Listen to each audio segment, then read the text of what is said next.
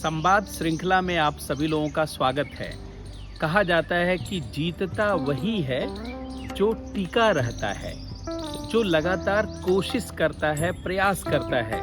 जो अपने प्रयास को बीच में छोड़ देता है वो कभी भी बड़ी सफलता नहीं प्राप्त कर सकता है। तो आप सभी लोग मेहनत करते हुए लगातार आप लगे रहें, अपने पूरे सिलेबस को, प्रीवियस ईयर में पूछे जाने वाले प्रश्नों को, इन सब को लगातार दोहराते रहें, अभ्यास करते रहें, क्योंकि सफलता का इसके अलावा कोई और दूसरा रास्ता नहीं है। जैसा कि आप सभी लोगों को ज्ञात होगा कि हम लोग संवाद श्रृंखला में लगातार ऐसे विषयों पर चर्चा कर रहे हैं जहां से सीधे यूपीएससी और स्टेट एग्जाम में प्रश्न पूछे जा सकते हैं। मेरा आग्रह सभी लोगों से है, जो लोग अभी इस सेशन से नहीं जुड़े हुए हैं, कि इस सेशन से जरूर जुड़े, क्योंकि आपको एग्जाम में सीधे यहाँ से प्रश्न मिल सकते हैं और आपको बढ़त मिल सकती है।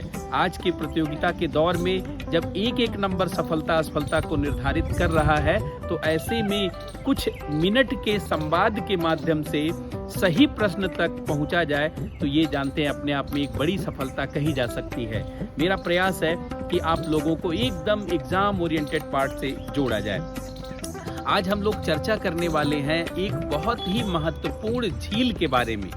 आपने कई झील के बारे में, लेक्स के बारे में बहुत बातें सुनी होगी, जैसे भारत की सबसे बड़ी झील चिल्का झील है, खारे पानी की झील है। भारत की सबसे बड़ी मीठे पानी या ताजे पानी की झील वुलर झील है। आपने ये भी सुना होगा कि भारत की सबसे लंबी झील, जिसका फैलाव लंबाई में ज़्यादा है, वो बेम्बानद झील है। आपने ये भी सुना होगा कि पूर्वोत्तर की सबसे बड़ी झील लोकटक झील है, या फ्लोटिंग आइलैंड वाली झील लोकटक झील है। लेकिन शायद आपने कम सुना होगा कंकालों वाली झील के बारे में, लेक ऑफ स्केलेटन, जिसमें बहुत सारी कंकाल पाए जाते हैं। बिल्कुल मिस्टीरियस बात है, ये रहस्यमयी बात है। और आप जानते हैं उत्तराखंड की सरकार ने चमोली जिले में पाई जाने वाली एक झील है जिसको रहस्यमयी झील घोषित करके पर्यटकों के बीच में प्रचारित भी कर रहा है। यह कौन सी झील रहस्यमयी झील है? आप जानते हैं चमोली जिले में बेदनी बुग्याल है।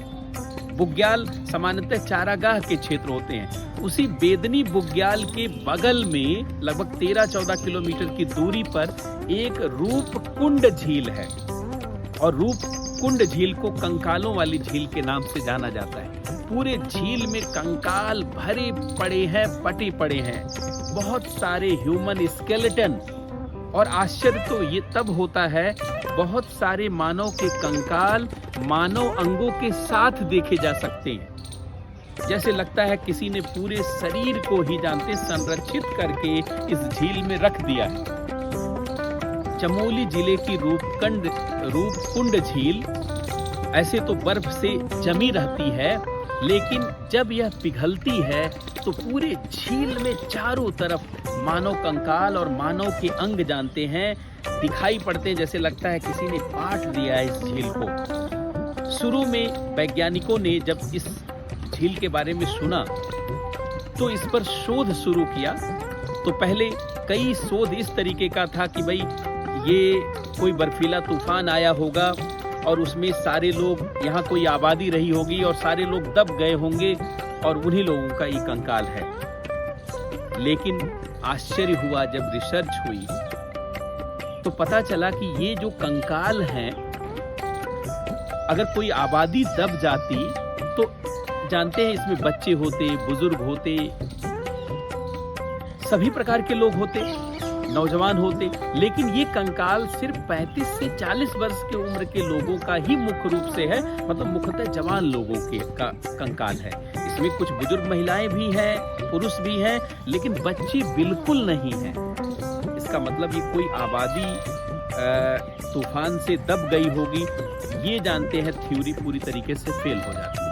फिर लोगों ने कहा कि यहाँ से कोई व्यापार रूट गुजरता रहा होगा और उस दौरान जानते लोग इसमें दब गए होंगे और मर गए होंगे, उनका ही कंकाल है। लेकिन जब जेनेटिक साइंटिस्ट ने, वैज्ञानिकों ने रिसर्च किया तो देखा कि ये जो मानव कंकाल हैं एक समय के नहीं है, कोई 8वीं शताब्दी का है तो कोई 10वीं शताब्दी का, कोई 12वीं शताब्दी का, कोई 14वीं शताब्दी का है। इसका मतलब है कोई व्यापार रूट पर जाने वाले लोग भी जानते हैं उनके साथ कोई हादसा हुआ, ऐसी भी बात नहीं। किसी सैनिकों के साथ ऐसी दुर्घटना हुई, यह भी बात सही नहीं है। और आश्चर्य तो तब होता है जब इस झील में पाए जाने वाले जो मानव के कंकाल हैं, आप देखें तो वो मानव के कंकाल दुनिया के अलग अलग भूभाग, अलग अलग क्षेत्रों से आने वाले जानते मनुष्यों से जुड़े हुए हैं। इसमें कुछ कंकाल ऐसे हैं जो यूरोपीय लोगों के हैं, कुछ जानते हैं दक्षिणी एशियाई लोगों के हैं, कुछ कंकाल रसियन क्षेत्र से जानते हैं जुड़े हुए लोगों के हैं, कुछ चाइना से जुड़े हुए लोगों के, कुछ अफ्रीका से जुड़े हुए लोगों के कंकाल हैं।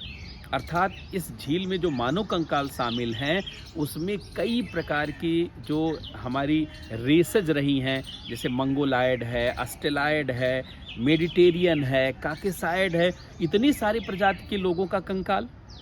कहाँ से सारे लोग आए, क्या जानते हैं, इसका रहस्य है। अभी तक ये सारी बातें अनसुलझी हुई हैं। ऐसी रूपकुंड झील जानते हैं दोबारा पुनः लोगों के बीच में चर्चा में आई है, क्योंकि कोरोना के बाद जानते हैं अमेरिकी और यूरोप के वैज्ञानिकों के द्वारा इस पर रिसर्च तेज किया गया है। ये रूपकुंड झील में जो कुछ मानव कंकाल पाए गए थे वो यूनान से जुड़े हुए, ग्रीस से जुड़े हुए भी थे। तो वहाँ की सरकार के द्वारा भी कुछ अनुसंधान शुरू किए गए हैं, जिसके नाते ये दोबारा चर्चा में आई है। अगर भारत के पौराणिक साहित्य और कथानक को देखा जाए तो माना जाता है रूपकुंड झील भगवान शंकर ने स्वयं बनाया था। माता पार्वती एक बार अपने मायके से कैलाश जा रही थी तो उनको रास्ते में प्यास लगी, और ऐसी स्थिति में भगवान शिव महादेव ने त्रिशूल से अपने इस झील को जानते हैं उनके प्यास बुझाने के लिए बनाया। और उसमें जब माता पार्वती ने अपना चेहरा देखा तो पूरा झील जानते हैं उनके सौंदर्य से प्रकाशित हुआ, जिसके नाते इसको नाम दिया गया रूपकुंड झील। तभी से माना जाता है इसका नाम है रूपकुंड झील। लेकिन आज ये तमाम प्रकार के रहस्यों से जानते हैं जुड़ी हुई है और मानव कंकालों वाली झील के रूप में जानी जाती है।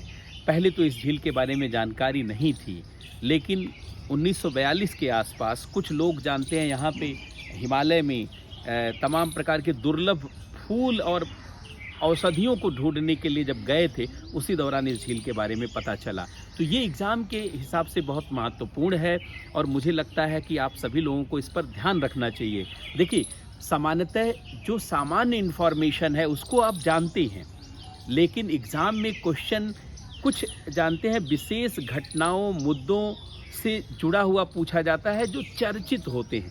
क्योंकि यूपीएससी में और सिविल सेवा में करंट अफेयर से क्वेश्चन पूछे जाते हैं, जिसमें करंट से ना पूछ करके बहुत सारे अफेयर से, उन मुद्दों से पूछे जाते हैं जो मुद्दे चर्चा में होते हैं। तो इस नाते इसको आप विशेष रूप से ध्यान रखेंगे। इसके अलावा सिक्किम की जो 2 झीलें हैं, जिसको इसरो के द्वारा भारत की सबसे ऊंची झीलों के रूप में लिया गया, जिसमें गुरु डोंगमार झील है, जो आप देखेंगे सिक्किम में सबसे उत्तर में है, भारत की सबसे ऊंची झील है। दूसरी चोलामू झील है, वो भी वहीं सिक्किम में है, गंगटोक के पास में है, वो भी बहुत महत्वपूर्ण है। और इसके साथ साथ जानते हैं इसको भी विशेष रूप से आप ध्यान रखेंगे। इसी तरीके से संवाद श्रृंखला में हम लगातार महत्वपूर्ण मुद्दों पर चर्चा करते रहेंगे। आप सभी लोग जुड़े रहें और जानते हैं अपने आप को लगातार निखारते रहें और इस छोटे से संवाद श्रृंखला के माध्यम से जोड़ करके भी अपने लक्ष्य को पाने की दिशा में आगे बढ़ते रहें। इसके लिए बहुत बहुत शुभकामनाएं, बहुत बहुत धन्यवाद।